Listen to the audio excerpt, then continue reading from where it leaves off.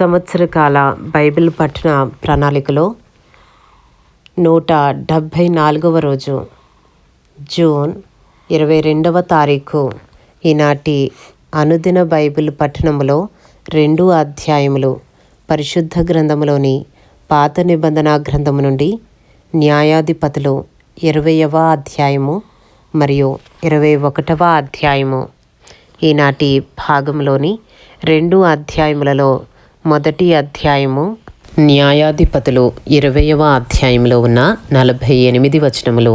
అంతటా ఇశ్రాయేలీలందరూ బయలుదేరి దాను మొదలుకొని బేర్షెబా వరకును గిలాదు దేశము వరకును వారి సమాజము ఏక మనసు కలిగి మిస్పాలో యెహోవా సన్నిధిని కూడెను. దేవుని జన సమాజమునకు చేరిన వారు ఇశ్రాయేలీల గోత్రములన్నిటికీ పెద్దలుగా నున్నవారై కత్తిదూయు 4 లక్షల కాలు బలము కూడుకొనిరి. ఇశ్రాయేలీలు మిస్పాకు వచ్చియున్నారని బెన్యామీనీలు వినిరి. ఇశ్రాయేలీలు ఈ చెడుతనము ఎట్లు చేయబడినో అది చెప్పుడని అడుగగా, చంపబడిన స్త్రీ పెనిమిటి అయిన లేవీయుడు ఉత్తరమిచ్చినదేమనగా, బెన్యామీనీల గిబియాలో రాత్రి బస చేయుటకై నేనును నా ఉపపత్నియు వచ్చియుండగా, గిబియా వారు నా మీదికి లేచి రాత్రి నేనున్న ఇల్లు చుట్టుకుని నన్ను చంపతలచి నా ఉపపత్నిని బలవంతము చేయగా ఆమె చనిపోయెను. వారు ఇశ్రాయేలీలలో దుష్కార్యమును వెర్రి పనిని చేసిరని నేను తెలుసుకుని నా ఉపపత్నిని పట్టుకుని ఆమెను ముక్కలుగా కోసి ఇశ్రాయేలీల స్వాస్థ్యమైన దేశమంతటికి ఆ ముక్కలను పంపితిని. ఇదిగో ఇశ్రాయేలీలారా, ఇక్కడనే మీరందరూ కూడియున్నారు. ఈ సంగతిని గూర్చి ఆలోచన చేసి చెప్పుడనెను. అప్పుడు జనులందరూ ఏకీభవించి లేచి, మనలో ఎవడును తన గుడారమునకు వెళ్ళడు, ఎవడును ఇంటికి వెళ్ళడు. మనము గిబియా ఎడల జరిగింపవలసిన దానిని నెరవేర్చుటకై చీట్లు వేసి దాని మీదికి పోదుము.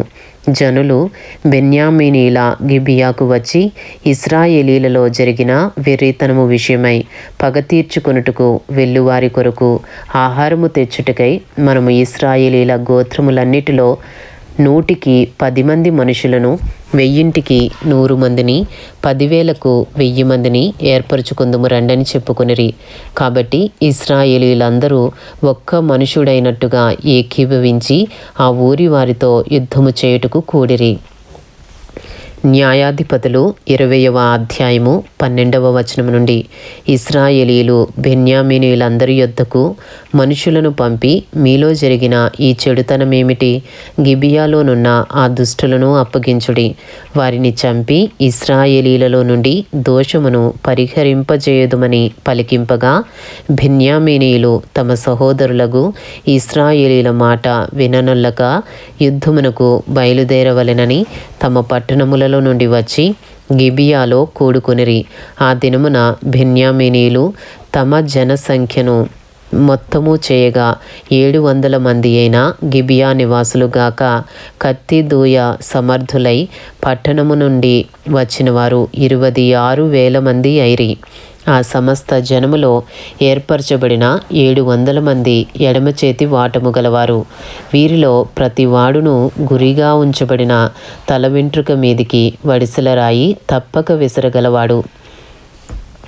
న్యాయాధిపతులు 20వ అధ్యాయము 17వ వచనము నుండి. బెన్యామీనీలుగాక ఇశ్రాయేలీలలో ఖడ్గము దూయు 4 లక్షల మంది లెక్కింపబడిరి. వీరందరూ యోధులు. వీరు లేచి బేతేలుకు పోయి ఇశ్రాయేలీలు బెన్యామీనీలతో చేయవలసిన యుద్ధమునకు మాలో ఎవరు ముందుగా వెళ్ళవలనని దేవుని యొద్ద మనవి చేసినప్పుడు, యెహోవా యూదా వంశస్థులు ముందుగా వెళ్ళవలనని సెలవిచ్చెను. కాబట్టి ఇశ్రాయేలీలు ఉదయముననే లేచి గిబియా ఎదురుగా దిగిరి.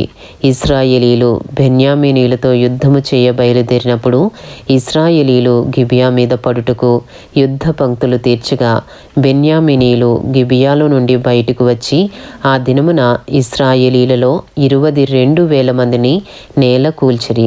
అయితే ఇశ్రాయేలీలు ధైర్యము తెచ్చుకుని తాము మొదట ఎక్కడ యుద్ధ పంక్తి తీర్చిరో ఆ చోటనే మరలా యుద్ధము జరగవలెనని తమ్మును తాము యుద్ధ పంక్తులుగా తీర్చుకొనిరి.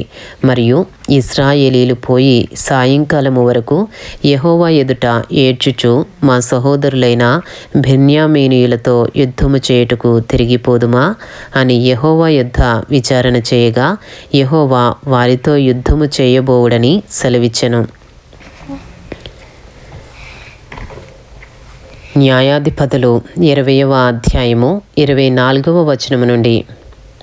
కాబట్టి ఇశ్రాయేలీలు 2వ దినమున బెన్యామీనీయులతో యుద్ధము చేయరాగా, ఆ 2వ దినమున బెన్యామీనీయులు వారిని ఎదుర్కొనుటకు గిబియాలో నుండి బయలుదేరి వచ్చి ఇశ్రాయేలీలలో 18,000 మందిని నేల కూల్చి సంహరించిరి. వీరందరూ కత్తి దూయువారు. అప్పుడు ఇశ్రాయేలీలందరూ జనులందరూ పోయి బేతేలును ప్రవేశించి ఏడ్చుచు సాయంకాలము వరకు అక్కడి యెహోవా సన్నిధిని కూర్చుండుచు ఉపవాసముండి దహన బలులను సమాధాన బలులను యెహోవా సన్నిధిని అర్పించిరి. ఆ దినములలో యెహోవా నిబంధన మందసము అక్కడనే ఉండెను. అహరోను మనుమడును ఎలియాజరు కుమారుడునైన ఫీనేహాసు ఆ దినములలో దాని ఎదుట నిలుచువాడు. ఇశ్రాయేలీలు మరలా మా సహోదరులైన బెన్యామీనీయులతో యుద్ధమునకు పోదుమా మానుదుమా అని యెహోవా యొద్ద విచారణ చేయగా, యెహోవా వెల్లుడి, రేపు నీ చేతికి వారిని అప్పగించెదనని సెలవిచ్చెను. అప్పుడు ఇశ్రాయేలీలు గిబియా చుట్టూ మాటుగాండ్రను పెట్టిరి. న్యాయాధిపతులు 20వ అధ్యాయము 30వ వచనము నుండి. 3వ దినమున ఇశ్రాయేలీలు బెన్యామీనీయులతో యుద్ధమునకు పోయి మునుపటి వలె గిబియా వారితో యుద్ధము చేయుటకు సిద్ధపడగా, బెన్యామీనీయులు వారిని ఎదుర్కొనుటకు బయలుదేరి పట్టణములో నుండి తొలగి వచ్చి మునుపటి వలె ఇశ్రాయేలీలలో గాయపరచబడిన వారిని ఇంచుమించు 30 మంది మనుషులను రాజమార్గములలో చంపుచూ వచ్చిరి. ఆ మార్గములలో ఒకటి బేతేలునకును ఒకటి పొలములోనున్న గిబియాకును పోవుచున్నవి. బెన్యామీనీయులు మునుపటి వలె వారు మన ఎదుట నిలువలేక కొట్టబడి ఉన్నారని అనుకునిరి. కానీ ఇశ్రాయేలీలు మనము పారిపోయి వారిని పట్టణములో నుండి రాజమార్గములలోనికి రాజేయుదుమా రండని చెప్పుకొనియుండిరి. ఇశ్రాయేలీలందరూ తమ చోట నుండి లేచి బయల్తామారులో తమ్మును తాము యుద్ధమునకు సిద్ధపరచుకొనులాగా ఇశ్రాయేలీల మాటుగాండ్రును తమ చోట నుండి గిబియా బట్ట బయటి మార్గమునకు త్వరగా వచ్చిరి. అప్పుడు ఇశ్రాయేలీలందరిలో నుండి ఏర్పరచబడిన 10,000 మంది గిబియాకు ఎదురుగా వచ్చినందున కఠిన యుద్ధము జరిగెను. అయితే తమకు అపాయము తటస్థమైనదని బెన్యామీనీయులకు తెలియలేదు. అప్పుడు యెహోవా ఇశ్రాయేలీల చేత బెన్యామీనీయులను హతము చేయించెను.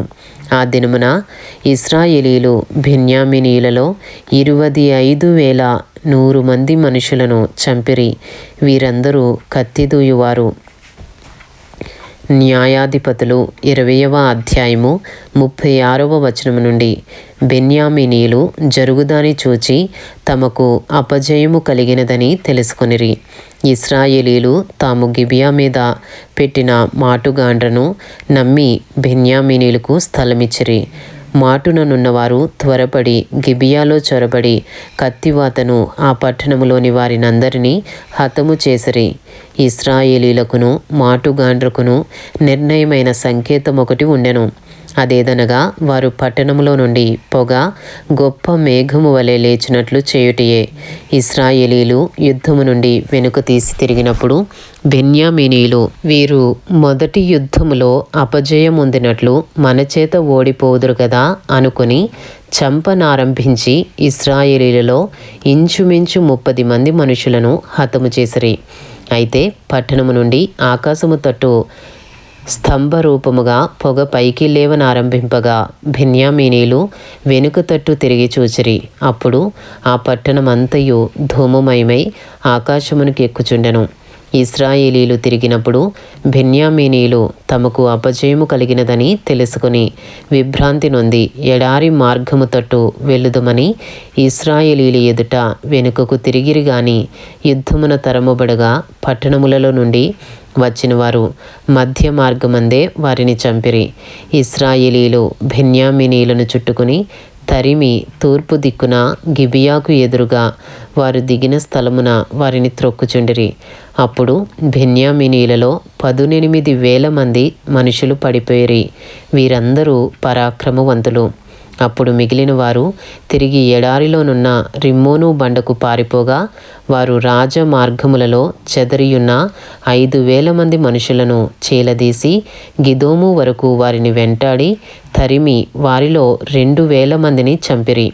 ఆ దినమున బెన్యామీనీలలో పడిపోయిన వారందరూ కత్తిదూయు 25,000 మంది. వీరందరూ పరాక్రమవంతులు. 600 మంది తిరిగి ఎడారిలోనున్న రిమ్మోను కొండకు పారిపోయి రిమ్మోను కొండ మీద 4 నెలలు నివసించిరి. మరియు ఇశ్రాయేలీలు బెన్యామీనీల మీదికి తిరిగి వచ్చి పట్టణ నివాసులనేమి పశువులనేమి దొరికిన సమస్తమును కత్తివాత హతము చేసిరి. ఇదియుగాక వారు తాము పట్టుకునిన పట్టణములన్నిటినీ అగ్ని చేత కాల్చివేసిరి. ఇంతటితో న్యాయాధిపతులు 20వ అధ్యాయంలో ఉన్న 48 వచనములు పూర్తి చేయబడినవి. ఈనాటి భాగంలోని 2 అధ్యాయములలో 2వ అధ్యాయము న్యాయాధిపతులు 21వ అధ్యాయంలో ఉన్న 25 వచనములు. ఇశ్రాయేలీలు తమలో ఎవడును తన కుమార్తెను బెన్యామీనీయునికి ఇయ్యకూడదని మిస్పాలో ప్రమాణము చేసుకుని ఉండిరి. ప్రజలు బేతేలుకు వచ్చి దేవుని సన్నిధిని సాయంకాలం వరకు కూర్చుండి, యెహోవా ఇశ్రాయేలీల దేవా, నేడు ఇశ్రాయేలీలలో ఒక గోత్రము లేకపోయెను. ఇది ఇశ్రాయేలీలకు సంభవింపనేలా అని బహుగా ఏడ్చిరి. మరునాడు జనులు వేకువనే లేచి అక్కడ బలిపీఠమును కట్టి దహన బలులను సమాధాన బలులను అర్పించిరి. అప్పుడు ఇశ్రాయేలీల గోత్రములన్నిటిలో మిస్పాలో యెహోవా పక్షమున రాకపోయిన వారెవరని విచారించిరి. ఏలయనగా అట్టివారికి నిశ్చయముగా మరణశిక్ష విధింపవలెనని ఖండితముగా ప్రమాణము చేసియుండిరి. ఇశ్రాయేలీలు తమ సహోదరులైన బెన్యామీనీలను గూర్చి పశ్చాత్తాపపడి, నేడు ఒక గోత్రము ఇశ్రాయేలీలలో నుండకుండా కొట్టివేయబడి ఉన్నది.